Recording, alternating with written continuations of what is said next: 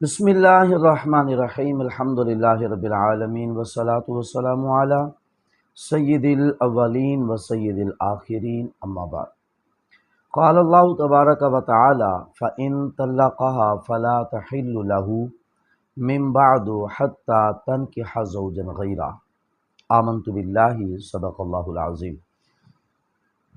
گرامی قدر ناظرین، آج آپ کے سامنے میں ایک ایسا اہم مسئلہ جس کا تعلق خالصتاً قرآن و سنت شریعت کے ساتھ ہے بیان کرنے کے لیے حاضر ہوا ہوں، اور اس کی ضرورت اس لیے محسوس کی کہ کچھ احباب نے اس بارے میں سوال کیا اور ایسے کچھ شواہد بھیجے کہ جن کو دیکھ کر دلی افسوس ہوا کہ ہمارا معاشرہ لادینیت کا اس حد تک شکار ہو گیا کہ قرآن و سنت کی اصطلاحات کو اپنی ہوس کے لیے استعمال کرنے لگ گئے، اور کچھ ایسے بدبخت لوگ ہیں جو قرآن و سنت کی اصطلاحات کا مذاق اڑا رہے ہیں۔ اس کے اوپر باقاعدہ طور پر پاکستان میں ڈرامے بنے ہیں، اور ان ڈراموں کو لے کر کچھ اینکرز نے اس ڈرامے کے حق میں آواز اٹھائی اور اس مکروہ دھندے کو پروان چڑھانے کی کوشش کی، جس کی وجہ سے یہ بات عوام کے اندر پھیلی اور لوگوں نے رابطہ کیا، سوال پوچھا گیا۔ اس کے تحت آج آپ کے سامنے میں حلالے کا شرعی طریقہ اور یہ بتاؤں گا کہ شرعی حلالہ ہوتا کیا ہے، اور اس نام پر، حلالے کے نام پر، کچھ وحشی شہوت کے وحشی درندوں نے، شہوت پرستوں نے، ہوس کے پجاریوں نے حلالہ سینٹر کے نام سے زنا کے اڈے قائم کیے،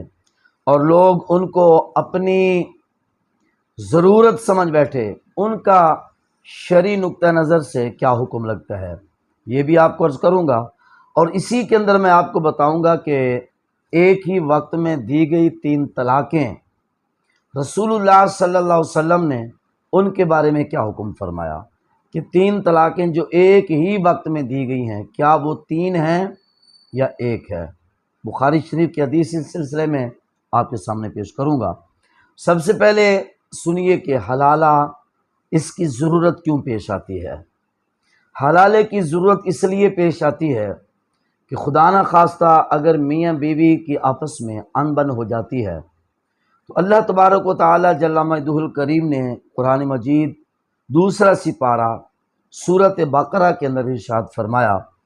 فَإِن طَلَّقَهَا فَلَا تَحِلُّ لَهُ مِن بَعْدُ حَتَّى تَنكِحَ زَوْجًا غَيْرَهُ۔ فرمایا کہ اگر کوئی شخص اپنی بیوی کو 3 طلاقیں دے دے تو وہ عورت اب اس کے لیے حلال نہیں رہی، حَتَّى تَنكِحَ زَوْجًا غَيْرَهُ، جب تک کہ وہ عورت کسی اور مرد کے ساتھ نکاح کر کے حقوق زوجیت ادا کر کے طلاق لینے کے بعد عدت پوری نہ کر لے، اس وقت تک وہ اپنے سابقہ شوہر کے پاس واپس نہیں پلٹ سکتی۔ اس ضرورت کے پیش نظر کہ جب کوئی شخص اپنی بیوی کو طلاق دے دیتا ہے، اب طلاق دینے کے بعد ان کو ہوش آتی ہے کہ ہم کیا غلطی کر بیٹھے۔ شوہر بھی کوشش کر رہا ہوتا ہے کہ میں بیوی کو واپس لے آؤں، بیوی بھی پچھتا رہی ہوتی ہے کہ میں کسی بھی طریقے سے واپس چلی جاؤں۔ کچھ تو بد نصیب قسم کے لوگ ایسے ہوتے ہیں کہ جو 3 طلاقیں دینے کے بعد جھوٹ بول کر رشتہ داروں کے سامنے بہانے بنا کر حرام کاری کی زندگی بسر کرنے پر راضی ہو جاتے ہیں، اور کچھ وہ لوگ ہوتے ہیں کہ جو حلالے کا راستہ تو اپناتے ہیں لیکن حلالہ شریعہ سے محروم رہ جاتے ہیں۔ ہوس پرست لوگوں کے ہتھے چڑھ کر حلالہ بھی کرواتے ہیں تو حرام طریقے سے، ناجائز حلالہ جس میں الٹا وہ گناہ گار ہو جاتے ہیں۔ حلالہ شرعیہ یہ ہے کہ اگر خدا نہ خواستہ طلاق ہو گئی ہے اور 3 طلاقیں ہو گئی ہیں تو عورت کسی اور مرد کے ساتھ نکاح کرے، نکاح کر کے اس کے ساتھ حقوق زوجیت عطا کرے، پھر وہ دوسرا شخص اس کو طلاق دے عورت کو، یہ عدت گزارے، عدت گزارنے کے بعد اب پہلے شوہر کے پاس آ سکتی ہے۔ لیکن یہاں پر ایک بات کی میں وضاحت کرتا چلوں قرآن میں کہیں پر بھی نہیں ہے، حدیث پاک میں کہیں پر بھی نہیں ہے۔ شریعت نے اس عورت کو پابند نہیں کیا کہ لازمی حلالہ کر کے واپس آئے۔ یہ بات میں اس لیے وضاحت کر رہا ہوں کہ کچھ ناسمجھ لوگ یہ سوال اٹھاتے ہیں شریعت سے بغاوت کی راہ اختیار کرنے کے لیے کہ جی دیکھیں طلاق تو دی ہے مرد نے، عورت تو بیچاری مظلوم ہے، مظلومہ ہے، تو یہ عورت کے اوپر ظلم بالا ہے، ظلم ہے، پہلے ایک نے طلاق دے دی، اب دوسری جگہ پہ جا کر حلالہ کروا، اس کی حیثیت ہی نہیں ہے۔ تو میرے بھائی شریعت نے پابند نہیں کیا، یہ ان کی اپنی مجبوری ہے۔ شوہر اس کو سابقہ شوہر بلا رہا ہے اور یہ اس کے بلانے پر جا رہی ہے، یہ ان کا اپنا ذاتی مسئلہ ہے۔ شریعت نے پابند نہیں کیا ہے کہ وہ لازمی واپس جائے۔ شریعت نے تو یہ کہا ہے کہ دوسرے شوہر سے نکاح کرے، نکاح کے بعد خدا نہ خواستہ دوسرا شوہر فوت ہو جائے، یہ عدت گزار کے پہلے شوہر کے پاس جا سکتی ہے، یا پھر کسی وجہ سے اس کو طلاق ہو جائے تو اب یہ عدت گزار کے پہلے شوہر کے پاس جا سکتی ہے۔ یہ ہے حلالہ شرعیہ۔ لیکن حلالہ سینٹر میں کیا ہو رہا ہے؟ حلالہ سینٹر میں یہ ہوتا ہے کہ خدا نہ خواستہ جس عورت کو طلاق ہو گئی ہے تو وہ حلالہ سینٹر والوں سے رابطہ کرتے ہیں، حلالہ سینٹر والے ان کو حلالے کی سہولت مہیا کرنے کی یقین دہانی کراتے ہیں۔ اور بدنصیبی یہ کہ باپ اپنی بیٹی کو خود لے کر جاتا ہے حلالہ سینٹر پہ، بھائی اپنی بہن کو خود لے کر جاتا ہے حلالہ سینٹر پہ۔ جس شوہر نے طلاق دی ہوئی ہے وہ شوہر اپنی بیوی کو خود اپنے ہاتھوں سے حلالہ سینٹر والوں کے سپرد کر کے آتا ہے اور حلالہ کی فیس بھی پے کر کے آتے ہیں۔ یہ نہیں یہ آپ کی ڈیمانڈ کے مطابق حلالے کی فیس ہے اور ہماری عزت بھی تمہارے ہاتھ میں ہے، جیسے مرضی ہماری عزت کے ساتھ کھیلو۔ یہ وہ حلالہ ہے جو حرام بھی ہے، مکروہ تحریمی ہے، اور اس حلالے کو نبی کریم علیہ الصلوۃ والسلام نے منع فرمایا ہے، بلکہ حدیث پاک میں اس کے بارے میں یہاں تک آیا ہے کہ ایسا حلالہ کرنے والا اور جس کے لیے حلالہ کیا جا رہا ہے وہ لعنتی ہیں۔ بہرحال یہاں پر خرابیاں کتنی آ گئیں۔ سب سے پہلے نمبر پر یہ کہ یہ حلالہ شریعت کے طریقے کے بالکل خلاف ہے جو حلالہ سینٹر میں کروایا جا رہا ہے، کیونکہ شرعی حلالے کے اندر یہ ضروری ہے کہ جب نکاح کیا جائے وہاں پر لڑکی یا لڑکے کی طرف سے، عورت یا مرد کی طرف سے یہ شرط نہ لگائی جائے کہ بھائی نکاح ہو رہا ہے تو یہ نکاح حلالے کے لیے ہے، ایک رات گزارنے کے بعد یا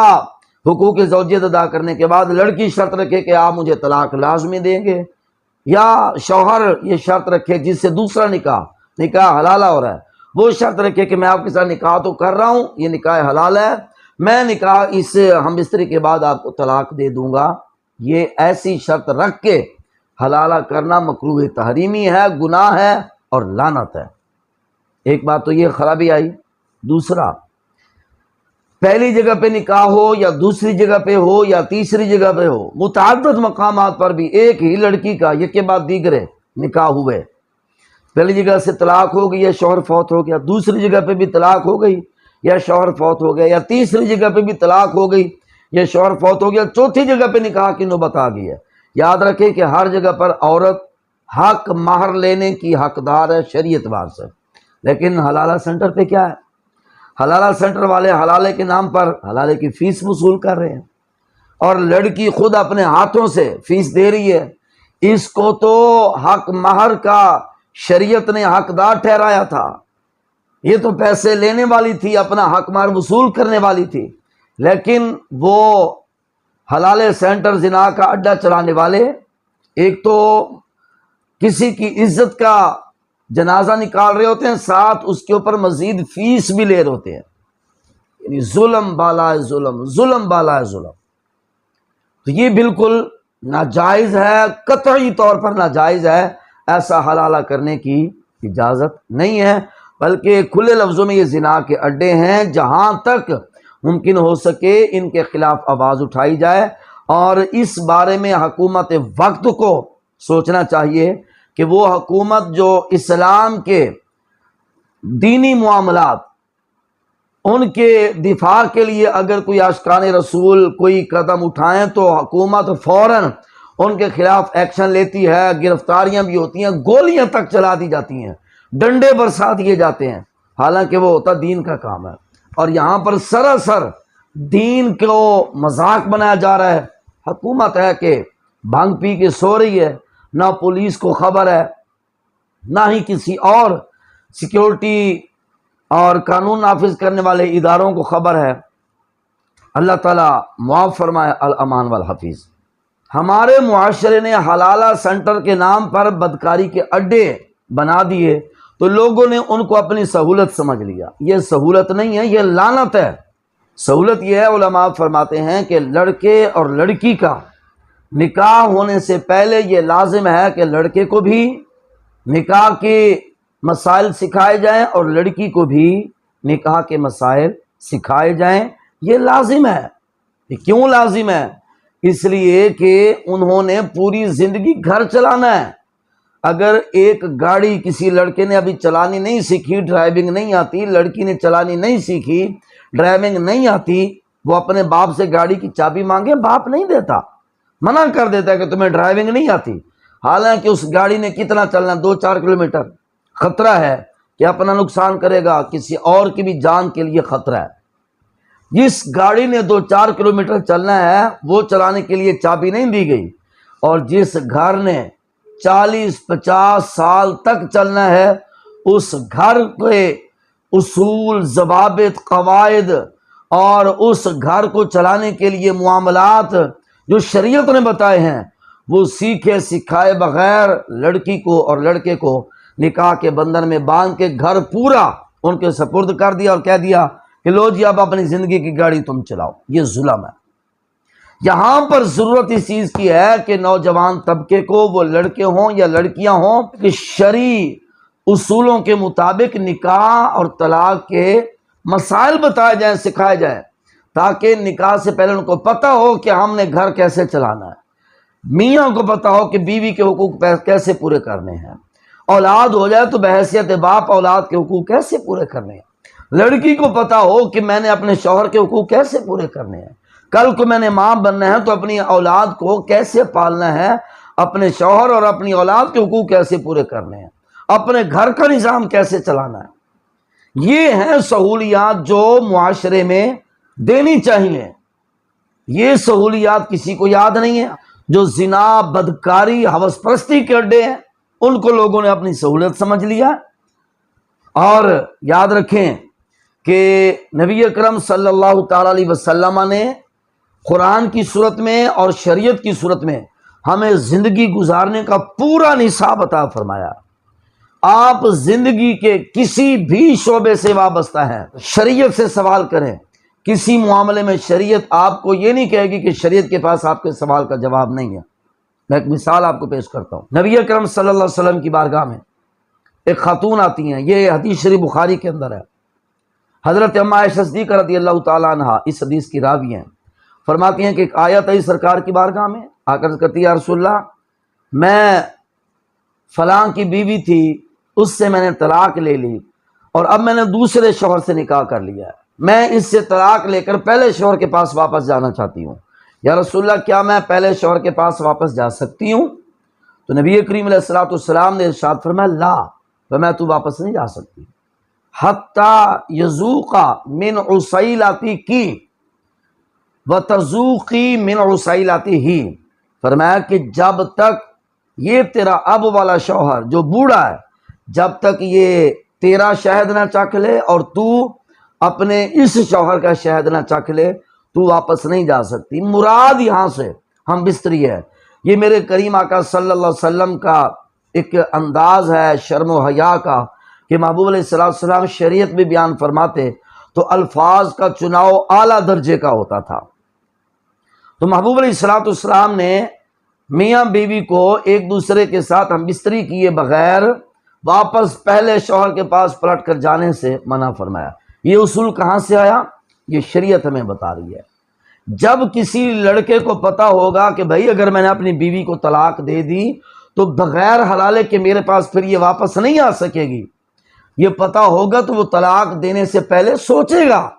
کہ میں اگر اس کو طلاق دینے لگا ہوں تو بعد میں اس کو میں نے سنبھالنا بھی ہے کہ نہیں۔ یا پھر اگر عورت اپنے شوہر سے لڑائی جھگڑے میں طلاق کا مطالبہ کرتی ہے، اگر یہ مسائل اس کو پتا ہوں گے کہ مجھے طلاق کے بعد کسی اور مرد کے متھے لگنا پڑے گا، اگر لڑکی کو پتا ہوگا وہ بھی 1000 بار سوچے گی کہ میں ایک کے متھے تو لگی ہوں، پتہ نہیں اگلا کیسا ہوگا، میں اس کے متھے جا کر کیسے لگوں گی، تو وہ 1000 بار سوچے گی، طلاق کی ڈیمانڈ کرنے سے پہلے وہ اپنا فیصلہ کئی مرتبہ سوچ کر پھر کرے گی۔ لیکن ہمارے معاشرے میں تعلیم نہیں ہے، کوئی شرعی مسائل سکھانے کی سہولیات اس سطح پہ نہیں ہے جس سطح پر یہ حلالہ سینٹر ہے۔ اور رہا معاملہ علماء کا، علماء تو آج بھی جلوہ فرما ہے، لیکن بدقسمتی سے علماء سے بھی متنفر کرنے کے لیے ہر قسم کے ذریعے اپنائے جا رہے ہیں۔